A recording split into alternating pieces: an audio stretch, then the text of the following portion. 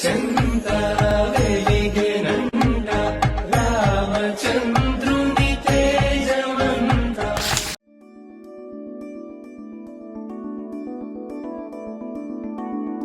கொடிமுல்லை இமைகள் படபடக்க குளிர் மஞ்சள் முகமும் சிவந்திருக்க உறவென்னும் கயிறு கரம் பிடிக்க சுகமந்தே உயிரை சிறை எடுக்க மன்னவன் வந்தானே மல்லிகை பூ போலே நெஞ்சிலே ஆனந்தம் கூடும் நன்னாளிதே.